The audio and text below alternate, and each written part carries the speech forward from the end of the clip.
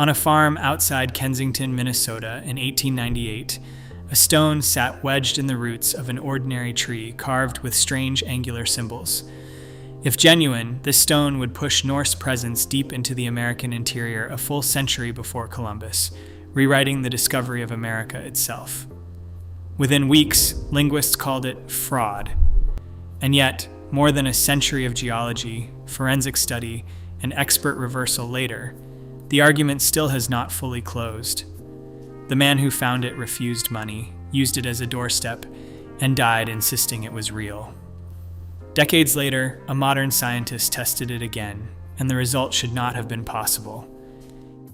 It was autumn on Olaf Oman's farm outside Kensington, Minnesota, and he was doing exactly what farmers in that region did every year at that time: clearing stumps, breaking new ground, making room for another season of crops. Nothing about the day was supposed to be remarkable, and then, wedged in the roots of a small, stunted poplar tree, something turned up that had no business being there at all. The stone lay face down in the dirt, wrapped tightly in the tree's own roots, as if the tree had simply grown up and around it over the years without anyone ever noticing. It was Oman's 10-year-old son, Edward, who noticed it first, not his father. Strange, angular symbols, cut in careful, deliberate rows across the stone's flat face, the kind of marks that clearly were not the work of nature. Oman himself had no real idea what he was actually holding. His first guess, by his own account, was that it might be some kind of indigenous almanac, a record of seasons or ceremonies carved by people who had lived on that land long before his own family ever arrived from Sweden. He was wrong, but understand what that guess actually reveals. This was not a man who recognized ancient runes on sight and immediately understood the magnitude of what he had pulled out of the ground. This was a farmer, genuinely uncertain, reaching for the most plausible explanation available to him in the moment. Even the basic facts of that discovery day are not fully settled today, and it is worth being honest about that uncertainty rather than smoothing it over. Some early accounts place the find in August, others insist on November. That kind of disagreement over something as simple as which month a rock was pulled out of the ground tells you something about how casually the whole event was treated at first, long before anyone understood it might become one of the most contested objects in American archaeology. And here is the detail that investigators have circled back to again and again for well over a century now. No outsider, nobody beyond the Oman farm itself, ever laid eyes on that tree while it was still standing, still rooted, still alive in the ground, exactly as it had grown. By the time anyone from outside the family finally arrived to see the site for themselves, all that remained was a stump, a hole in the earth, and a story told secondhand about what had supposedly been there just before. Think about what that gap in the timeline actually means.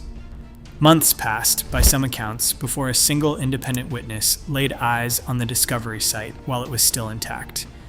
That is not proof of anything on its own, not fraud, not authenticity. But it is exactly the kind of silence that makes any serious investigation uneasy, because it means the very first, most basic physical evidence, the tree itself, was never independently verified by anyone outside the family that found the stone. What Olaf Oman was holding that autumn, if it was genuine, was nothing less than a direct message from a Norse expedition that had pushed deep into the interior of North America a full century before any European was supposed to be within 1,000 miles of Minnesota. Not a coastal landing, not a brief exploratory voyage along the Atlantic edge of the continent, but an inland presence, hundreds of miles from any ocean, at a point in history when the accepted timeline said no European had any business being anywhere near that ground at all. If that story held up under real scrutiny, it would not simply add an interesting footnote to the history books. It would force a genuine rewrite of how the discovery of America itself was understood, moving the timeline back by a full century and relocating the story hundreds of miles inland from where every accepted account said it belonged. Once the stone was cleaned off enough to actually read, what it revealed was not a simple mark or symbol. It was a full, detailed inscription carved in a mix of runes and Latin numerals, telling what appeared to be a genuine, specific story. The text described 8 Goths, likely Scandinavians from the regions of Gotaland or Gotland, traveling alongside 22 Norwegians on a journey west from Vinland, the same semi-legendary Norse name for lands somewhere in North America that had appeared for centuries in Old Norse sagas. According to the inscription, this group had made camp near two skerries, small rocky islands just offshore, and had gone out on a fishing trip while camped there. When they returned, they found 10 of their own men lying dead, described directly in the carving as red with blood. The inscription did not end with that grim discovery. It closed with a short prayer written as AVM, an abbreviation for Ave Maria, Save Us from Evil, and added one final practical detail. 10 more men had been left behind to guard the ships, positioned 14 days' travel from wherever the stone itself had ultimately been carved and left behind. Even the numbers within the inscription carried their own layer of apparent authenticity. They were not written using ordinary Arabic numerals.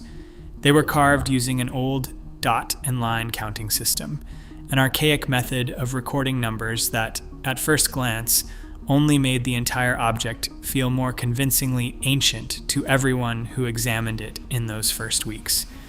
Think about what a story like this actually represents, if every detail of it turned out to be genuine. This was not a vague symbolic marker.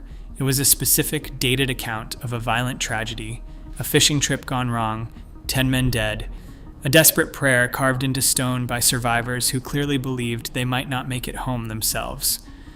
If that account was true, it would not simply prove that Norse explorers had reached North America. It would prove they had pushed deep into the continental interior, suffered real losses, and left behind a direct, personal record of exactly what had happened to them a full century before Columbus ever set sail. Word of the discovery spread through the local community fast, the way genuinely strange news always does in a small farming region. A neighbor named Niels Flaten came to see the stone that same day, and he later swore to what he had witnessed under oath, a detail that would matter considerably later, once the authenticity debate began in earnest. The stone itself was hauled into the nearby town, propped up in the window of a local bank for anyone curious enough to come look at it directly, copied by hand as carefully as anyone there knew how, and finally mailed off to scholars at the University of Minnesota, the closest genuine academic authority anyone in the area had any real access to. And this is exactly where the very first crack in the story appeared, almost immediately, before the stone had even been examined in person by a single trained expert. Because a hand-copied transcription of ancient runes, however carefully made, is never the same thing as the original object itself. Small details get lost. Small details get misread, and the scholars who first laid eyes on that copy were about to build their entire initial judgment on exactly that imperfect second-hand version of what Olaf Oman had actually pulled out of the ground. The copied inscription landed on the desk of Professor Olaus Breda at the University of Minnesota, and he did not take long to reach a verdict. Within weeks, he published his conclusion directly in the university's own student newspaper, a surprisingly casual venue for what would become one of the most consequential academic judgments in the entire history of the runestone. His conclusion was blunt. The grammar was wrong. And not wrong in some subtle, debatable way that reasonable scholars might argue over for years. Wrong in a specific, identifiable pattern, the kind of wrongness that pointed directly towards someone writing in modern Scandinavian languages rather than the medieval Norse that any genuine 14th century inscription would have used. The verb forms, the case endings, the overall structure of the sentences, all of it read, to a trained eye, like 19th century Swedish dressed up in an old alphabet, rather than an authentic voice from centuries earlier. Breda did not simply publish his own opinion and stop there. He forwarded copies of the inscription to leading scholars across Norway, Sweden, and Denmark, effectively putting the question directly in front of the very people most qualified anywhere in the world to answer it. Men who had spent entire careers studying medieval Scandinavian language and literature, who could read genuine runic inscriptions the way most people read a newspaper. The response that came back was unanimous. Every single scholar consulted reached the same conclusion independently.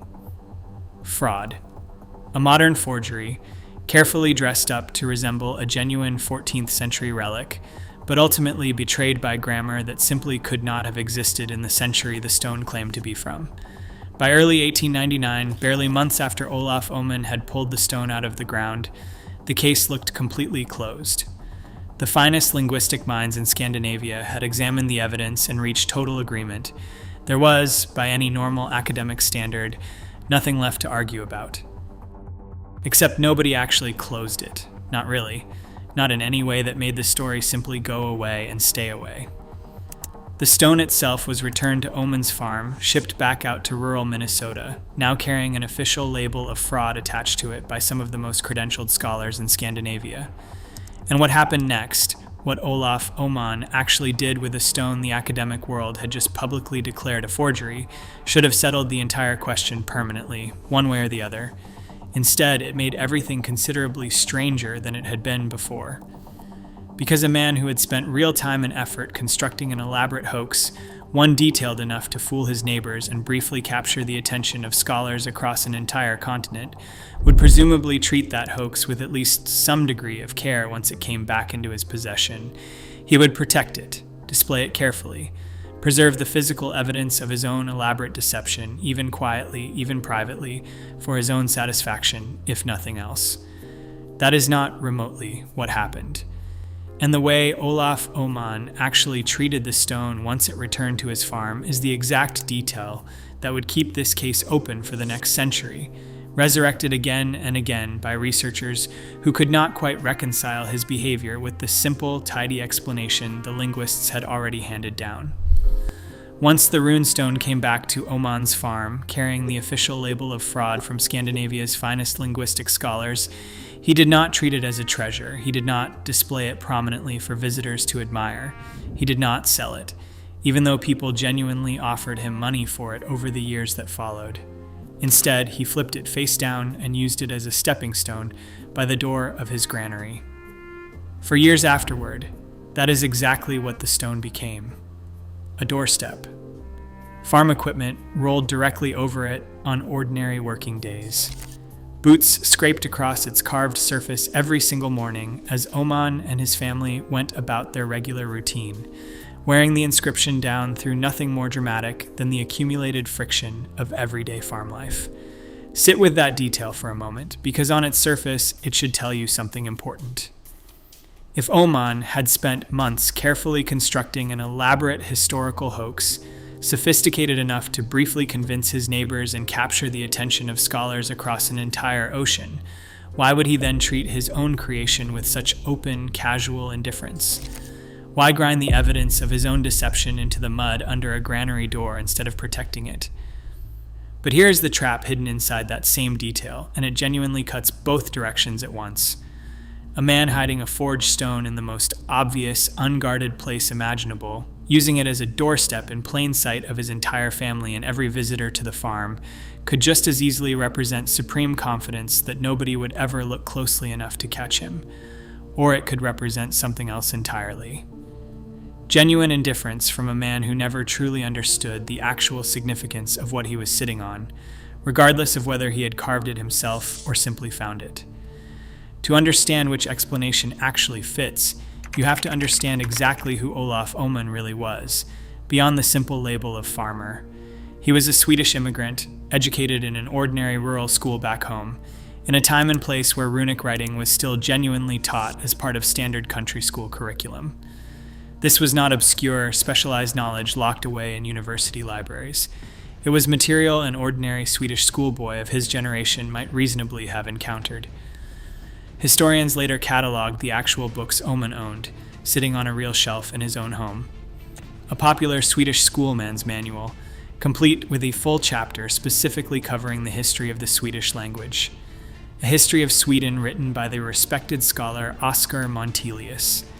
And inside one of those very books, a medieval prayer that reads almost word for word identical to the prayer carved directly into the stone itself, AVM, Save Us From Evil. He also had a close friend named Sven Fogelblad, a defrocked pastor turned itinerant schoolmaster, a man who reportedly knew runes personally and, by multiple accounts, resented the university-educated men who routinely looked down on immigrant farmers like himself and Oman, both. Motive, opportunity, the exact materials needed, sitting on a shelf in his own home. None of that constitutes actual proof. Nobody ever confessed, not Oman, not Fogelblad, not anyone else connected to the farm. But it is precisely the kind of coincidence that makes any serious investigator genuinely uneasy, the pieces lining up a little too neatly to dismiss entirely, while still falling short of anything resembling definitive proof one way or the other. Beyond the linguistics and Oman's own strange behavior, investigators tried one more physical avenue to settle the question directly. The tree itself. In 1910, researchers attempted to use that stunted poplar, the one whose roots had been found wrapped tightly around the stone, as a kind of natural clock.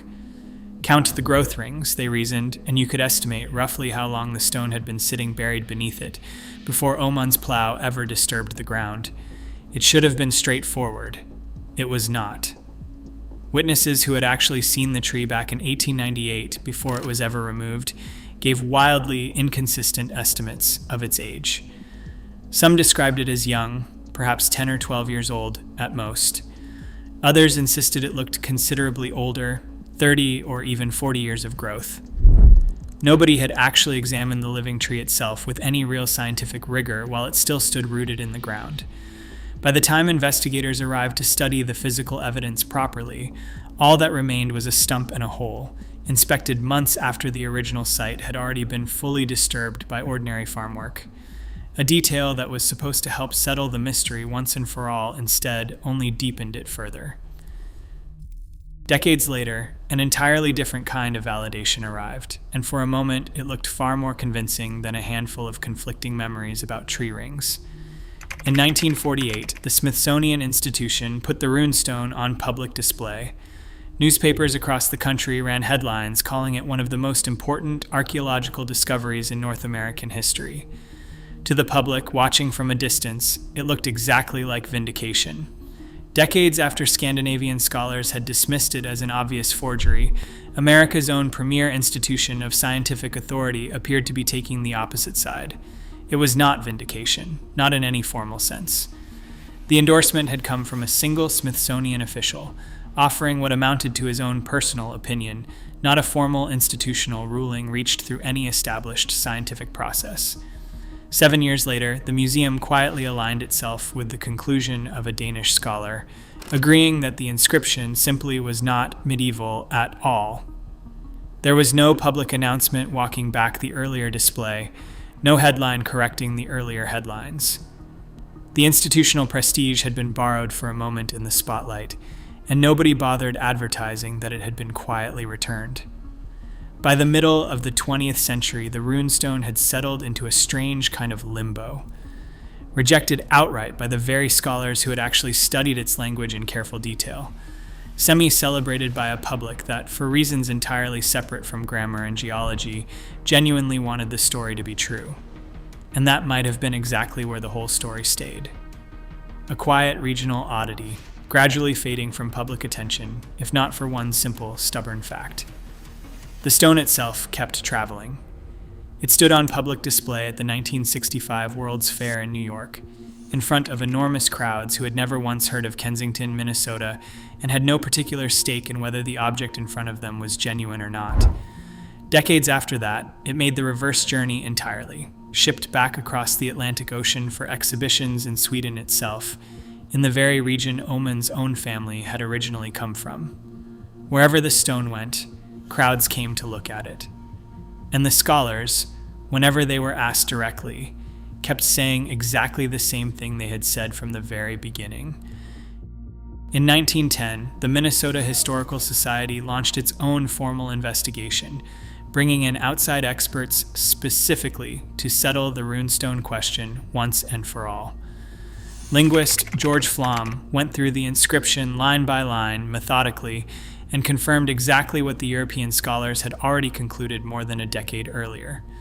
The grammar belonged unmistakably to the modern era, not the 14th century.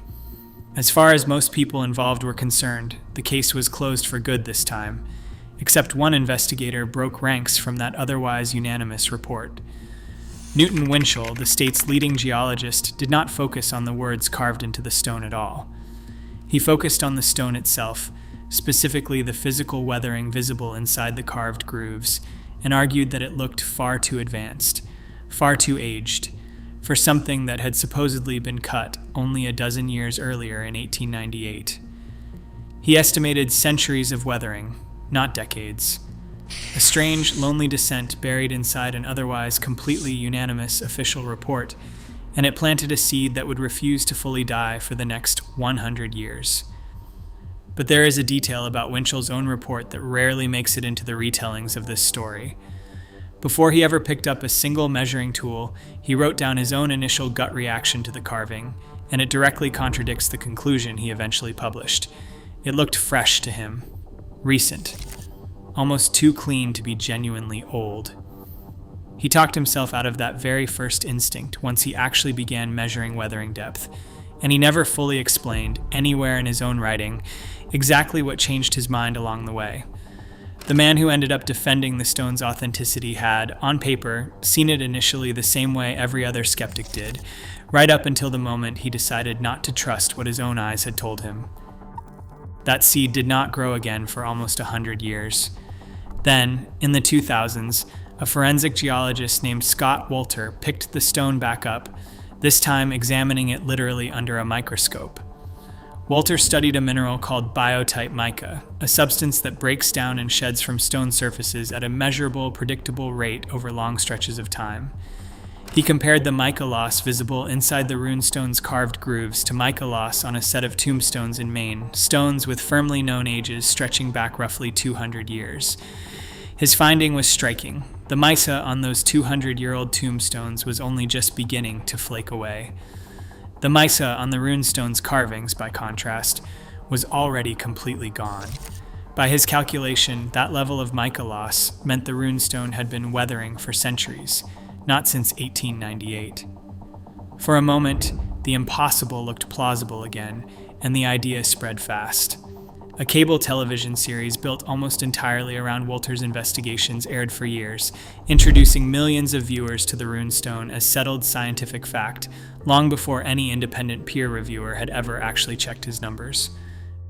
Around the same period, a Texas-based researcher named Richard Nielsen, not a trained linguist himself but an engineer who had studied the inscription for decades, pushed the theory even further, arguing that one specific unusual rune marked with a distinct dot matched forms found on genuine medieval stones from the island of Gotland. If true, that single detail would mean the language on the stone was not actually modern at all. It had simply been misread from the very beginning. That specific argument eventually found its way to someone with the genuine credentials to test it properly, one of the very few scholars anywhere in the world qualified to settle the question once and for all. The stone still sits behind glass in Alexandria, Minnesota, beneath a 60-foot Viking statue at the center of a town's identity and a football team's name. The linguistics, the geology, the notebook did the work no confession ever could. And still the argument persists, not because the evidence is genuinely unclear, but because for generations of Scandinavian American families, the stone was never really about a rock. It was about being written into a history that had left them out. That kind of hope does not fold just because a geologist finds a flaw in the mica.